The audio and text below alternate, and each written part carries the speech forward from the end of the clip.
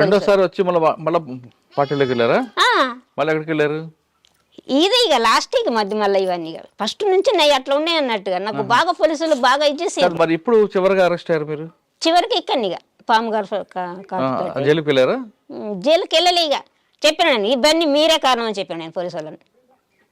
నేను సాధారణ బతుకు నేను ఇక్కడ బతుకుతా అనుకుంటే నన్ను మళ్ళా టార్చర్ చేసి మళ్ళా నన్ను కరెంట్ షాకులు పెట్టి నన్ను నిర్బంధించి నన్ను ఇచ్చేసారు కనుక నేను పాటలకు వెళ్ళవలసి వచ్చింది. చాలా జీవితం పోతే పోనీ ఉంటే ఉండను అనుకోని నేను వెళ్ళినంతే. ఇక అంటే ప్రవీణ్ కుమార్ గారు ఒప్పుకున్నారు. నేను మీ ఊర్లోకి వచ్చి కూడా తప్పని చెప్తా కానీ నువ్వు మళ్ళీ తిరిగి పాటలకు కానీ అన్నారు. అంటే సరే పోను, నాకు మీరు ఏమి అనుకుంటా ఉంటే నేను పోను అని చెప్పానన్నా అని అక్కడి నుంచి నన్ను కోర్టులోకి పంపించారు. కోర్టులో సిఐ గారి దగ్గరికి పంపించారు. పంపిన తర్వాత అన్నారు అన్నట్టుగా అప్పుడు నేను బాగా బక్కగా ఉన్నా. నువ్వు ఏ గాలిలో దూరిలో లేచిపోతావు ఏమనుకున్నావు, నువ్వు ఇంత చేస్తావని తెలిస్తే మేము ఇట్లా వేసేటోళ్ళం అంటే లేచిపోతారని అంటే టార్చర్ ఎక్కువ పెడతారా? నువ్వు అందులోకి పోయినా కానీ నెగులదని చెప్పాను, ఇంటికాడ ఉంటే టార్చర్ పెడతారా? అట్లా ఇట్లా అన్నా కానీ ఇక వాళ్ళు సిఐ ఉండే నరేష్ కుమార్ అని ఆయన బాగా ఇచ్చేసిండు అన్నట్టు ఇక విపరీతంగా ఉంటుంది. తర్వాత ఎక్కడ ఉన్నారమ్మా? బయటకు వచ్చారు మళ్ళీ పార్టీకి వెళ్ళారా? పోలేము ఇక అప్పుడే ఇక కలిసి అది నేను అక్కడికి వెళ్ళి ఇంటికి వచ్చినాక కోర్టుల సిఐ నాకు చెప్పింది ఏంటంటే ఒక 3 విషయాలు మాకు చెప్తే మిమ్మల్ని సరెండర్ చేసుకొని మీరు కోరుకున్నది ఇస్తాము, మీరు లగ్జరీ జీవితం గడపచ్చు అని అడిగినారు అన్నట్టు. ఆ మూడా పొలిటికల్ లీడర్ ఒకటి, జర్నలిస్ట్ ఒకటి, సిటీ డాక్టర్ ఒకటి. సిటీ డాక్టర్ ఈ 3 విషయాలు చెప్పు. ఆ ముగ్గురు ఎందుకు? మేము ఇంటర్వ్యూ ఇస్తాం కదా, ఇంటర్వ్యూ ఇచ్చినప్పుడు మేము జర్నలిస్టులు పరిచయాలు ఉంటాయి కదా, వాళ్ళ పేరు చెప్పు మనడు. అప్పుడు శంకర్ ఉన్నాడు కదా, అప్పుడు నేను ఇక్కడ మహిళా టీం కమాండర్ ఉన్నా కదా. జర్నలిస్ట్ పేరు చెప్పాలి. డాక్టర్ ఎవరు? City doctor. మనం ఇక్కడ నుంచి హాస్పిటల్ కు పంపిస్తాం కదా నా సభ్యులకు ఆరోగ్య పరిస్థితులు బాగలేనప్పుడు. ఆ డాక్టర్ పేరు కావాలి, సిటీ డాక్టర్ పేరు ఒకటి కావాలి, పొలిటికల్ లీడర్ పేరు ఎందుకు వాళ్ళకి ఎందుకో మరి తెలియదుగా. పొలిటికల్ లీడర్ పేరు చెప్పు, జర్నలిస్ట్ పేరు ఒకళ్ళది చెప్పు, సిటీ డాక్టర్ పేరు ఒకటి చెప్పు, ఈ 3 చెప్పు. ఇక చెప్పాలి. నన్ను అరెస్ట్ చేసిండ్రు, నేను సాధారణంగా బ్రతకనివ్వండి ఉంటా కదలను, కాకపోతే నన్ను ఇంకా ముందు జైలుకు పంపుతారా, ఇంట్రాక్షన్ చేస్తారా, కూస్తారా, కారపొడి చల్లుతారా, కరెంట్ షాకులు పెడతారా, ఇవన్నీ నేను అనుభవించిన దాన్ని. నాకు దేనికి నేను భయపడా. నా నుండి మీకు ఒక విషయం కూడా నేను చెప్పాను, మీ డబ్బులు నాకు అవసరం లేదు. ఒక్కరోజు బిడిలు చేస్తే నేను 2000 బిడిలు చెప్తా. ఒకరోజు కూర్చుంటే నేను బిడిలు చేసుకొని నేను వారం రోజులు తినే తిండి ఒక రోజు పని చేసుకుంటాను. నేను చివరికి ఏమన్నారు, ఇక మా ఊరు సర్పంచ్లో పిలిపించిండ్రు, పెద్ద మనుషులో పిలిపించిండ్రు, ఈమెను బుదిరికి ఇమ్మని. ఇక 4 రోజులు 5 రోజులు ఉంచుకున్నారు. మంచిగా స్కూల్ రింగ్ తెప్పి అన్న, ఇక అన్ని మన అతిథిని కదా గౌరవించినట్టు చేసిండ్రు. జైలుకి పంపలేదు? జైలుకి పంపలేదు, ఇంటికి పంపించారు. మరి అప్పటి నుంచి ఎలాగుందా? బయటే ఉన్నావా? ఇంక అప్పటి నుంచి బయటనే ఉన్నా, పార్టీతో సంబంధం లేవు. అప్పటి నుంచి బయటనే ఉన్నా. కొన్ని రోజుల తర్వాత వచ్చిండ్రు, రమేష్ వాళ్ళు వచ్చిండ్రు. మళ్ళా నేను ఆరోగ్యం మంచిగా లేక వస్తే కదా వచ్చిండ్రు. వచ్చినాక తర్వాత ఇక మరి ఆరోగ్యం మంచిగా లేకపోయి మరి మాతోటి వస్తావా ఉంటావా అని చెప్పని అడిగిండ్రు. మాతోటి వస్తే తీసుకుపోతాం, లేకపోతే ఉంటంటే ఉండు. మీరేమన్నారు? నేను కొంచెం ఆలోచించుకొని తర్వాత మరి పార్టీ కాంటాక్ట్ లేదు. పార్టీ కాంటాక్ట్ ఇక ఎట్లా ఉంటుంది మళ్ళీ తర్వాత మానవులు ఎన్కౌంటర్ అయింది. ఇక నేను పార్టీ నుంచి అంటే నేను మానవులు ఎన్కౌంటర్ మీకు తెలుసా? తెలియదు. నాకు కలిసిన తర్వాతనే మానవుల అందులో రమేష్ అన్న వాళ్ళే అన్నారు అన్నట్టు, నువ్వు ఇక్కడ ఉంటే ఇక్కడ ఉండు, నీకు ఆటమైన కాడ ఉండు, నువ్వు పార్టీ హ్యాండ్ ఓవర్లు ఉంటే పార్టీ చేస్తుంది కానీ నీకు ఏమి బాధ లేదని మాట్లాడారు. నాకు నిన్ను తీసుకుపోయి నీకు ఆటం కాకపోతే నిన్ను ఎక్కడ నువ్వు ఉంచైనా కానీ పార్టీ చేస్తుంది, పార్టీ బాధ్యత. నువ్వు చిన్నప్పటి నుంచి పార్టీలో ఉన్నావు కనుక పార్టీ కోసం తిప్పలపడావు కనుక పార్టీ బాధ్యతనే ఉంటుందని చెప్పారు నాకు. చెప్పిన తర్వాత వెళ్ళిపోయినాక తర్వాత ఎన్కౌంటర్ అయింది. నేను ఆలోచించుకుంటాను నేను చెప్పిన ఇక మా వాళ్ళందరూ కూడా ఇక పోకు సాలు ఇక అని చెప్పేసి ఇక వీళ్ళు ఒకటంలో పెట్టిండ్రు.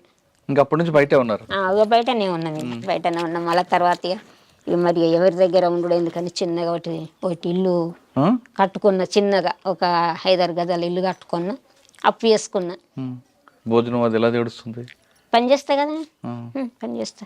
నేను వాళ్ళ నుంచి పోలీసు వాళ్ళ నుంచే నేను రూపాయి తీసుకోలేను. నేను ఒక్కరోజు పని చేస్తే వారం రోజులు బతుకుతానని చెప్పిన. వద్దు నాకు ఎవరి నాకు పార్టీ ఇస్తానా వద్దన్నా. నేను పార్టీ కూడా ఇస్తాను. అది నీకు బ్రతికడానికి కావాలంటే మేము ఇస్తాం, మేము చూసుకుంటాం. నిన్ను చిన్నప్పటి నుంచి బాగా కేసులు గొడవలు ఇవన్నీ అయినాయి కనుక పార్టీ కూడా చూసుకుంటాను నేను. కానీ నాకు పార్టీ ఇవ్వద్దు, ప్రభుత్వం ఇవ్వద్దు, నాకు నేనుగానే బ్రతుకుతా.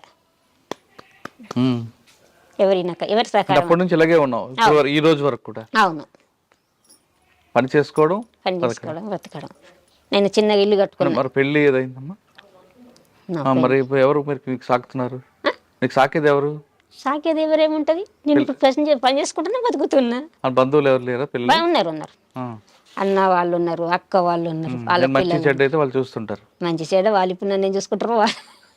ఇప్పుడు నేను బాగానే ఉంటుంది, నన్ను ఏం చూసుకుంటారు వాళ్ళు. ఏమైనా ఆరోగ్య సమస్యలు వచ్చినా చూస్తారు? ఆరోగ్య సమస్యలు అయితే మా కుటుంబమే కాదు, ఇంకా నా పక్క పంట వాళ్ళు కూడా నా చుట్టూ ఉంటారు.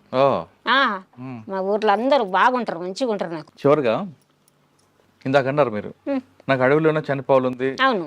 అంత ప్రశాంత స్వచ్ఛత ఉంటుంది. స్వచ్ఛత ఉంటుంది. బయటకు వచ్చాక చూస్తున్నారు ఇక్కడ అంతా కుళ్ళు, కుట్ర, పక్కవాడి ఎవరిని చంపుదామా, ఎవరిని నాశనం చేద్దామా, ఇదే ఆలోచన ఉంటారు కదా. ఇది అన్ని చూసినప్పుడు ఏమనిపిస్తుంటారు మీకు? అది బాగా అనిపించేది. ఇప్పుడు నేను ఈ హైకేపీ నుంచి అడ్ల కొనుగోలులో పనిచేసిన. నేను మొన్నటి దాకా పనిచేసిన. అడ్ల కొనుగోలులో పనిచేస్తే ఈ రైతులు పండించిన పంటను వాళ్ళు ఏం చేస్తారంటే 40 జోకాలని గవర్నమెంట్ సిస్టమ్. కానీ వాళ్ళు ఏం చేస్తారంటే ఒక్క 40లో 45 కట్ చేసుకుంటారు రైస్ మిల్లర్లు. ఒక్కొక్కసారి కొన్ని క్వింటల్ అడ్లే రైతులే కట్ అవుతాయి. వాళ్ళు కష్టపడి పండిస్తారు. కష్టపడి పండించిన పంటను రాసి మీకు తెచ్చి పొలిపి ఎగబట్టి అన్నీ వేసి వాళ్ళని రైస్ మిల్లు కోసినప్పుడు వాళ్ళు క్వింటాల కొద్ది అడ్లు కటింగ్ చేస్తారు. క్వింటాల కొద్ది అడ్లు కటింగ్ చేసినప్పుడు మాకు అక్కడ రైతులు నన్ను అంటారు అన్నట్టుగా, అక్క నువ్వు బయట ఉంటే ఎట్లా ఉంటుండేది అని చెప్పాను. నన్ను అడుగుతా, బయట ఉంటే ఒక్క రైస్ మిల్లును ఎట్లా చేద్దుంటామో. కానీ ఇప్పుడు ఏ ఎమ్మెల్యే పట్టించుకోడు, ఏ గవర్నమెంట్ పట్టించుకోడు. ఇయ్యోడున్న రైస్ మిల్లు మళ్ళా ముంగడికి ఇంకో రైస్ మిల్లు కడుతుండు. ఈ సంవత్సరం ఒకటే ఉంటుంది, మళ్ళా చెడికి ఇంకో రైస్ మిల్లు కడుతుండు, ఇంకో రైస్ మిల్లు కడుతుండు. ఆ పంటను చూసినప్పుడు నాకు చాలా బాధ అనిపిస్తుంది.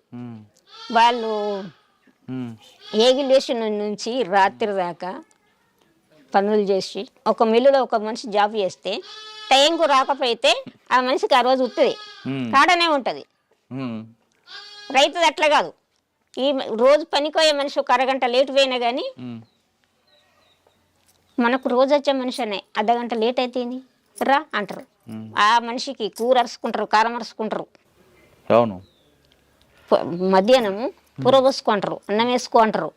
మళ్ళీ వచ్చేటప్పుడు వాళ్ళ తోటలో ఏదన్నా పంట వండితే ఉంటాయి చూడు, కూరగాయలు ఏమన్నా ఉంటాయి చూడు, అవన్నీ కూడా పెడతారు. మళ్ళీ నీ కాటు మీని తెంపుకోపు అంటారు.